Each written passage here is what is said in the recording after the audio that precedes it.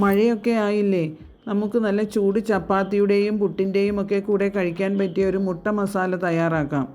അതിനാവശ്യമുള്ള മുട്ട ഞാനിവിടെ പുഴുങ്ങാൻ വെച്ചിട്ടുണ്ട്. ഇനി അതിൻ്റെ ഗ്രേവി കൂടി നമുക്ക് തയ്യാറാക്കണം.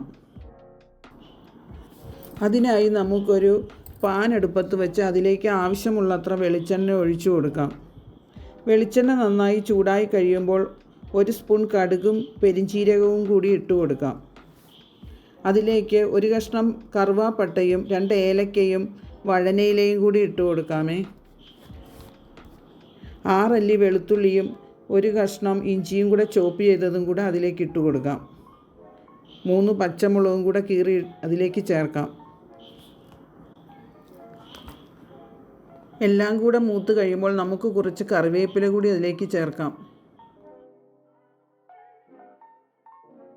ആവശ്യമുള്ളത്ര സവാള കൂടി ഇട്ട് കൊടുക്കാം. ഞാനിവിടെ 5 ഇടത്തരം സവാള സ്ലൈസ് ചെയ്തെടുത്തിട്ടുണ്ട്.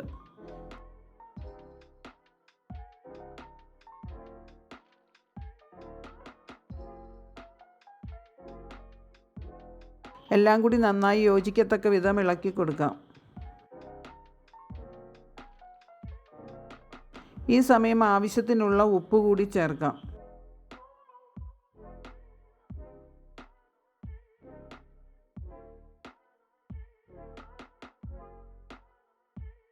ഒരു 3 മിനിറ്റ് നേരം നമുക്കിത് അടച്ചു വയ്ക്കാം.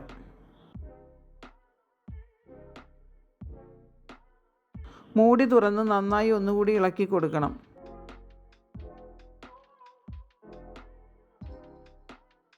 ഒരു ബ്രൗൺ നിറമാകുമ്പോൾ നമുക്കതിലേക്ക് ഒരു വലിയ തക്കാളി അരിഞ്ഞത് കൂടി ചേർത്ത് കൊടുക്കാം. തക്കാളിയും സവാളയും കൂടെ വെന്ത് യോജിക്കണം.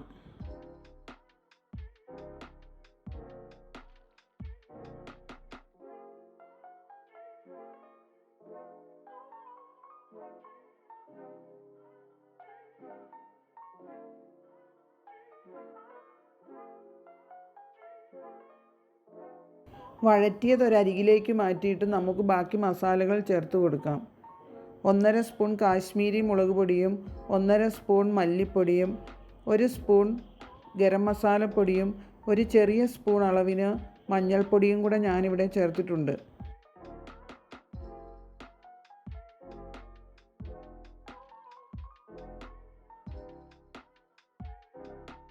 പച്ചമണം മാറുന്നിടം വരെ നമുക്കിതൊന്ന് ഇളക്കി കൊടുക്കാം.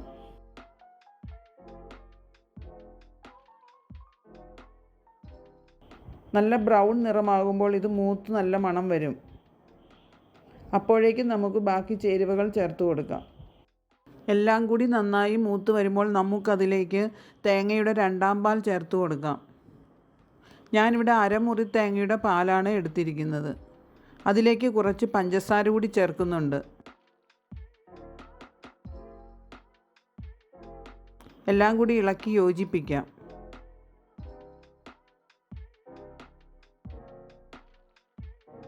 നമുക്കതിലേക്ക് തിളച്ച വെള്ളം ആവശ്യത്തിന് ചേർക്കാം.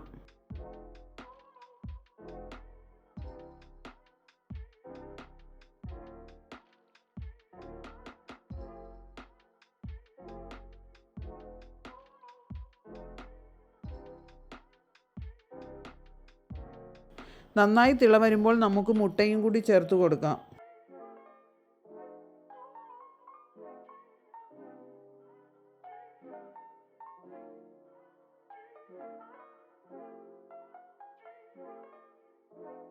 ഇങ്ങനെ ചേർക്കുമ്പോൾ ഗ്രേവി നന്നായിട്ട് മുട്ടയ്ക്കുള്ളിലേക്ക് പിടിക്കും.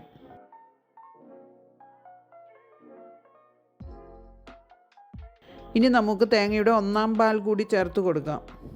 അതിനുശേഷം അധികം തിളയ്ക്കേണ്ട ആവശ്യമില്ല.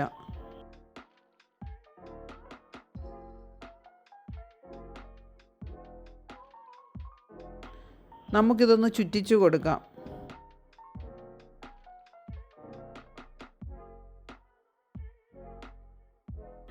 ഒരു തിള വന്നു കഴിയുമ്പോൾ നമുക്ക് മൂടി വെച്ച് അടച്ചു കൊടുക്കാം. മുട്ടക്കറി ഇവിടെ റെഡിയായിട്ടുണ്ട്. എല്ലാവരും ഇങ്ങനെയാണോ മുട്ടക്കറി വയ്ക്കുന്നത്?